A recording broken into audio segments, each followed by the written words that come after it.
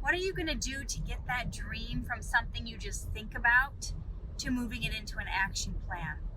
Do you have a 20-year plan? Do you have a 5-year plan?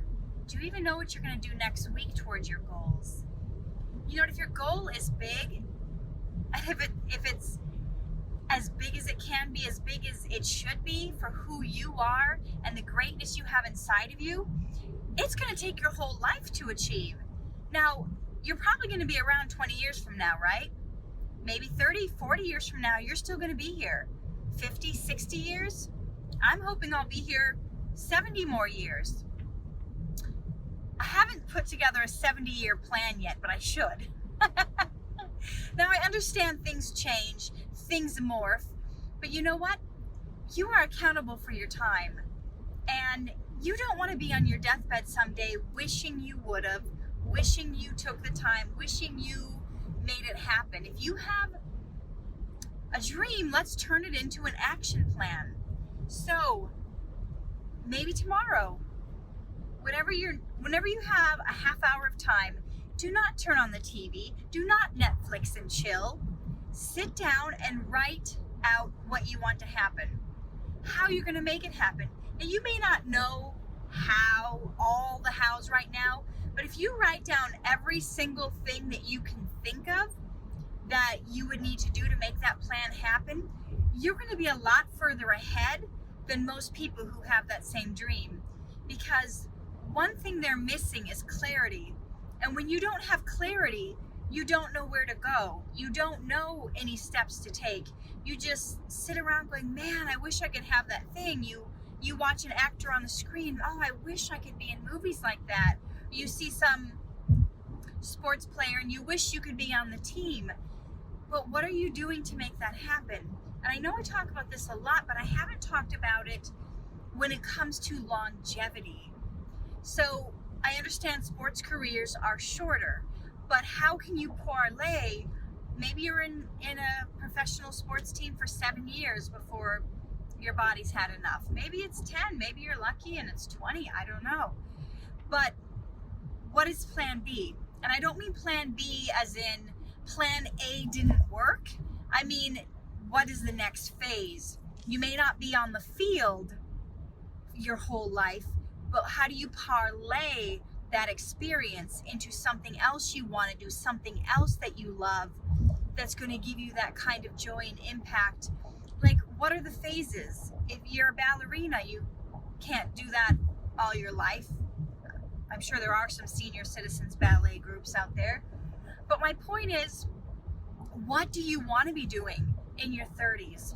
Write it all down. What do you want to be doing in your 40s? Write it all down. What can you see yourself doing in your 50s, in your 60s, in your 70s? And don't tell me you're going to give up when you get to the 80s and just sit in a rocking chair.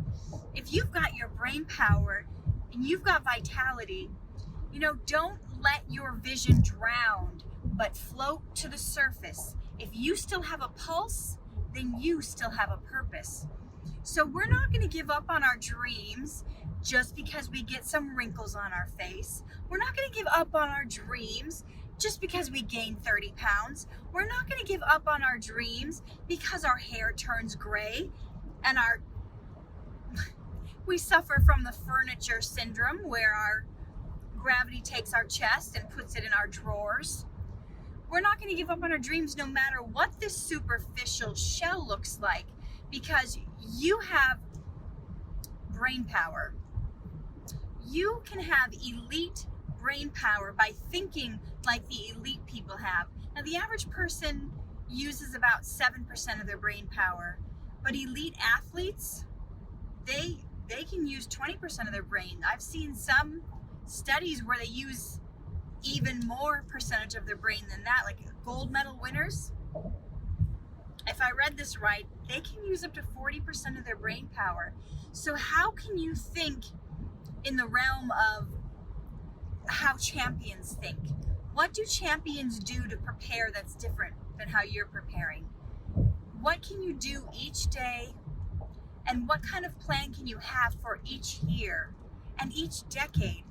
You know, there's some cultures, some Asian cultures, I can't remember if it's Japan, but they make 100-year plans. The people who plant certain groves of trees, I heard recently that people who plant pear trees, that the pear really starts producing the best amount of fruit when the tree is about 100 years old. So that's not an occupation for quick turnover and quick success. And they have a saying in the pear industry, and that's, we plant pears for our heirs, or we grow pears for our heirs. So if your plan is big enough, it's not going to be selfish. It's going to pass on. Who do you want to pass your dream on to? Who can take over your business? Who can do your corporation? Who can do your production company? Who can take over building your widgets? Who's going to take over your medical thing that can help people, your medical supplies that can help people who need that help? Your dream is going to be big. It's going to be audacious. It's going to take your life. And if it was worth spending your life building, then it's going to be worth passing on.